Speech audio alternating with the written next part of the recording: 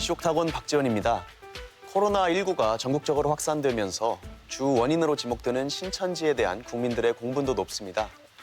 요즘 사람들이 만나면 신천지를 저마다 이야기하지만 정작 신천지에 대해 제대로 아는 사람은 드문 것 같습니다. 신천지 예수교 증거 장막 성전. 도대체 이들의 정체는 무엇일까요?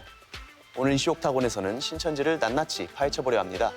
먼저 태민이 리포트부터 보시죠.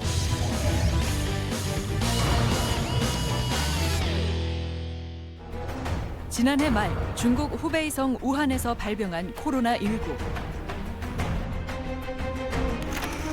완만한 속도로 확산되던 코로나19 양상이 달라진 건 신천지 대구교회에 참석한 확진자가 나오면서부터였습니다. 신천지 신도들이 집단 감염되기 시작한 것. 사태가 심각해지는 가운데 도내 7번째 확진자 역시 신천지 신도로 드러나며 보건당국에 비상이 걸렸습니다.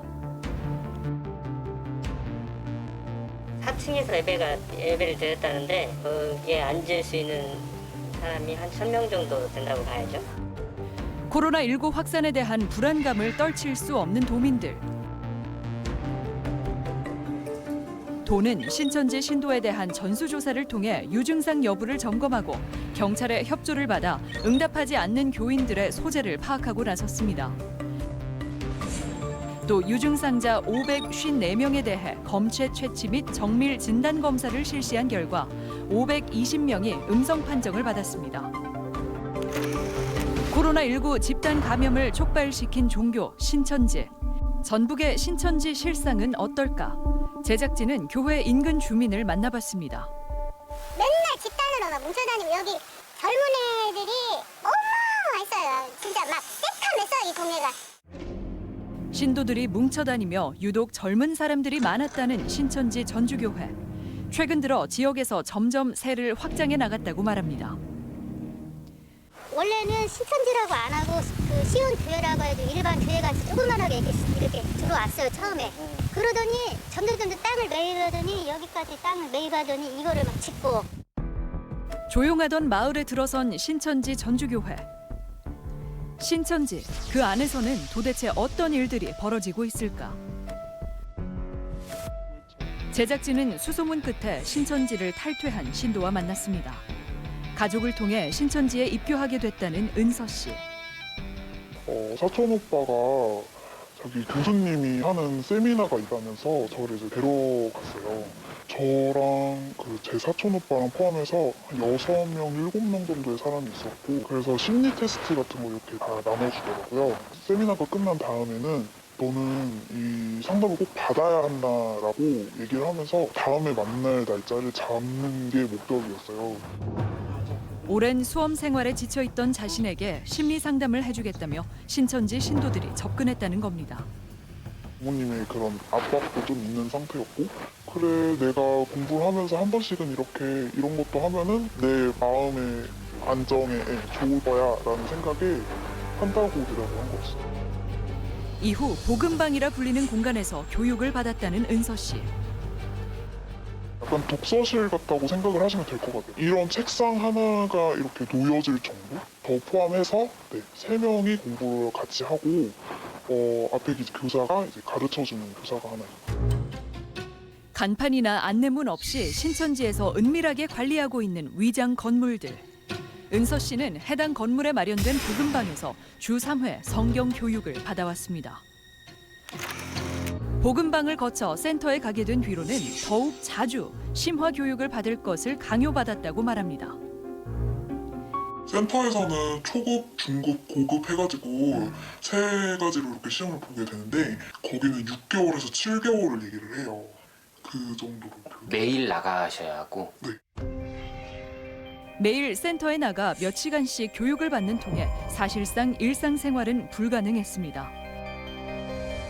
또 초급, 중급, 고급 교육 과정에 따라 시험을 본 뒤 기준 점수에 미치지 못할 경우 다음 교육 단계로 진입이 불가능했고 교육생 간의 교류를 허락하지 않았다고 말합니다.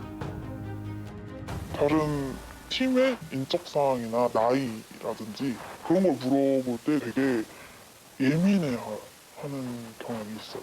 그러면은 그 복습 시간에 전도사님이 이런 거는 서로 얘기를 안 했으면 좋겠다라고 얘기를 아예 공지를 해요.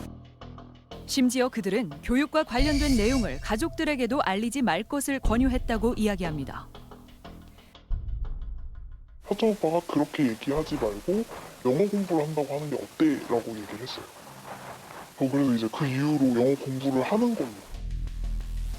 또 일정 부분 믿음이 쌓이기 전까지는 자신들이 신천지 교인이라는 사실마저 철저히 숨긴 채 접근한다는 그들. 중급 정도가 들어갈 때쯤 인도자랑 관리자가 사실 이미 유월한 신천지 교인이었어 라고 그때쯤에 얘기를 해요. 은밀한 포교 활동으로 어느새 거대 종교가 된 신천지. 이만희 신천지 총회장은 전쟁 종식과 세계 평화를 위한 단체 하늘문화세계 평화광복을 설립해 대표를 맡고 관련 행사에 신천지 청년들을 동원해 자신의 세력을 넓히는 데 주력했다고 이야기합니다. 11조 하는 헌금도 봉투도 있고 주일 헌금 봉투도 있고 해외 선교 헌금, 국내 성금 헌금. 그래서 그 건물 건축 헌금 헌금이 있었어요. 그렇게 총 6개가 있었어요. 또한 헌금을 낼 때 액수를 적어야 하기 때문에 신도들은 경쟁이라도 하듯 많은 액수의 헌금을 내는 걸 주저하지 않았다고 이야기합니다. 제가 있었을 때가 9,000명 정도였거든요. 주일 헌금만 3억이 모인다고 제가 들었어요. 얼핏. 또 헌금을 많이 낼 수 없는 신도들에게는 좀 더 적극적인 포교 활동을 지시했다는 신천지. 첫 번째는 지인이 제일 크고 지인을 하다가 이제 없다라고 하면 노방이라고 해서 나가요. 노아가 방주를 태우기 위해 사람들한테 소리치면서 밖에 거리에서 그랬었잖아요. 그런 것처럼 이거 체크 좀 해주세요라고 하면서 맨 밑에 저희가 이제 가장 원하는 정보는 이름과 전화번호. 심지어 기성교회에 침투해 교회를 장악하며 세력을 넓혀왔다는 신천지. 이간질을 해서 그 목사를 몰아내고 내가 아는 목사님이 하나 계시는데 하면서 신천지 강사분을 세운 거죠. 산홍기기라는 거예요. 지금은 신천지 위장교회가 됐다는 곳을 찾아간 제작진. 주민들은 이곳이 신천지 교회라는 곳을 전혀 몰랐다고 이야기합니다. 이렇게 신천지에 터지고 나서 이렇게 그래서 알지 몰랐지. 몰래 들어와서 그러니까 우리가 어떻게 알아요. 그게 무섭지. 신천지에 대한 거부감이 있는 사람들을 포교하기 위해 기성교단의 이름을 사용하며 정체를 숨기기 위해 치밀하게 포교 활동을 한다는 것이었습니다. 그러니까 거기에는 강사라는 분이 상도를 하고 거기에서는 이제 목사로 불리는 거죠. 저희가 이제 거기서 분위기 메이커를 해주는 거죠. 우리 교회 너무 분위기 좋은 교회야. 또 다른 신천지 위장교회를 찾아 나선 제작진. 급하게 모든 흔적을 치웠으나 간판에서 교회 이름을 지우는 등 수상한 흔적들을 발견할 수 있었습니다. 심지어 복음방으로 알려져 폐쇄된 시설들은 문화센터나 아카데미라는 간판을 달고 있었고 카페처럼 보이는 이곳 역시 일반인들은 상상하지 못할 신천지 시설이었습니다.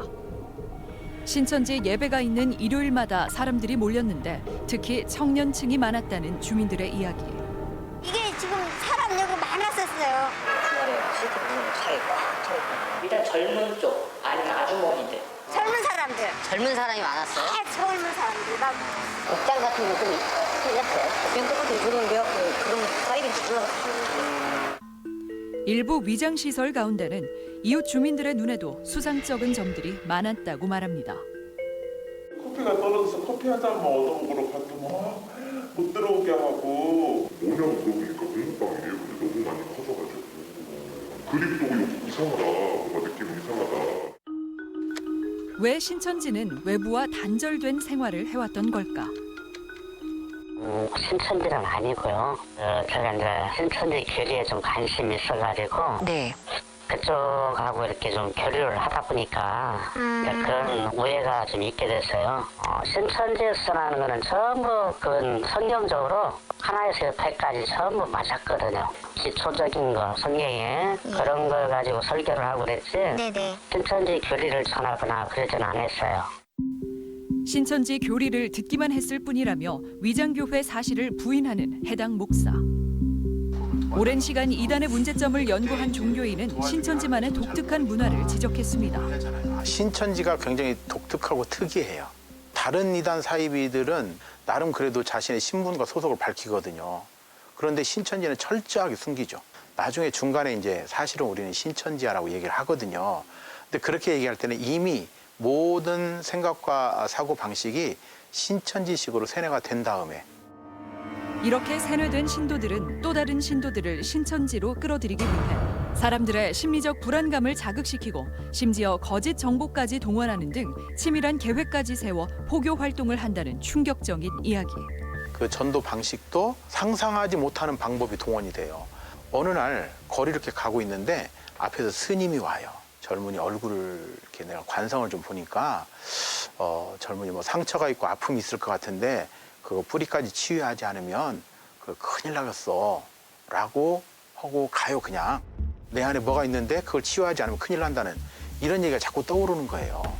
그래서 결국은 성경 공부를 하게 만들죠. 그럼 그때 아까 그 얘기한 스님이 누구냐? 사실 신천지 사람이에요. 14만 4천 자리를 차지하기 위한 문제. 그러니까 계속 비교가 되는 거죠. 나보다 더 열심히 하는 사람. 그러면 내가 딸릴 수도 있겠는데? 라는 그런 불안감이 있어지면서 계속 그 사람보다 그래 더 해야 돼. 더 해야 돼. 그렇게 되는 거죠. 신도였던 여자친구의 권유로 신천지를 찾았다가 본인은 나왔지만 아직 여자친구는 그곳에 남아있다는 한 대학생. 여자친구한테는 이런 부분이 다른 것 같다. 제가 말을 했지만 여자친구가 수용을 하지 못하니까 갈등이 있었던 것 같아요. 그쪽에 이제 실상이라고 하죠. 그런 일들에 대한 그 반박을 했는데 혹시 여자친구는 받아들이지 못하더라고요. 시간도 촉박했고. 그는 신천지가 자신의 여자친구는 물론 많은 청년들의 꿈과 미래까지 앗아가고 있다며 제작진에게 안타까운 심정을 토로했습니다. 교회에 대한 꿈이 바뀌었으니까 이번 연도에 자퇴했어요.